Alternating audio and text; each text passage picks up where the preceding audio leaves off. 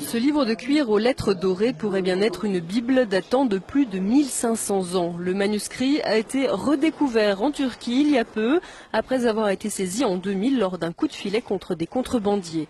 Il sommeillait depuis 12 ans dans les placards de la justice et pourtant il pourrait bien s'agir d'un vrai trésor, car il est écrit en araméen, la langue de Jésus. Il est désormais en phase d'authentification au musée ethnographique d'Ankara. D'après certains médias turcs, le Vatican aurait demandé à pouvoir le consulter. Une rumeur aussitôt démentie par le Saint-Siège.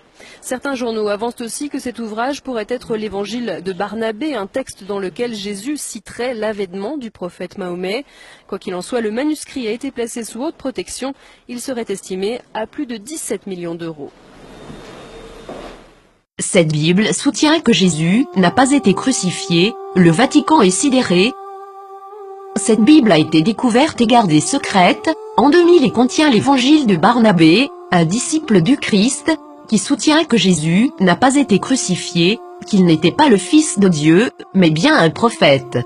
Cette Bible soutient aussi que l'apôtre Paul est appelé l'imposteur, que Jésus a fait son ascension tout en restant vivant et que c'est Judas Iscariote qui a été crucifié à sa place. Authenticité selon les rapports, les experts et les autorités religieuses, à Téhéran, insistent sur le fait que le livre est un original. Il est écrit avec des lettres dorées, sur du cuir relié et il est écrit dans la langue araméenne, qui était la langue parlée par Jésus. Le texte principal maintient une vision similaire à celle de l'islam, contredisant les enseignements du Nouveau Testament de la chrétienté. Jésus a aussi prédit la venue du prophète Mahomet, qui a fondé l'islam, 700 ans plus tard. Plusieurs croient que, durant le concile de Nicée, l'Église catholique a choisi la forme qu'aurait la Bible, omettant l'évangile de Barnabé, parmi d'autres, et favorisant les 4 évangiles que nous connaissons aujourd'hui. De nombreux textes bibliques ont commencé à faire surface depuis ce temps, incluant ceux de la Mère morte et les évangiles gnostiques, mais cette Bible semble tout particulièrement inquiéter le Vatican. Qu'est-ce que cela signifie pour les religions chrétiennes et ses adeptes? Quelque chose d'inconfortable. Le Vatican a demandé aux autorités turques de pouvoir examiner le contenu du livre. Maintenant que ce livre a été découvert, accepteront-ils cette preuve?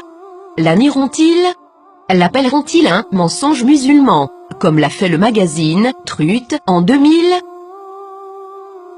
Pour plusieurs, ce livre est un rayon d'espoir et les croyants réaliseront bientôt que l'objet de leur adoration est arbitraire et que tous les textes, spécialement les textes religieux, sont sujets à l'interprétation. Qu'est-ce que cela signifie pour les athées, les agnostiques, les penseurs séculiers? Ce texte est-il réel? Est-il contrefait? Est-ce important? Nous pouvons espérer que cette nouvelle inspirera les religions à se poser des questions, au lieu de pointer du doigt et de tout croire aveuglément. Ne commencez pas à clamer à tous, je te l'avais bien dit.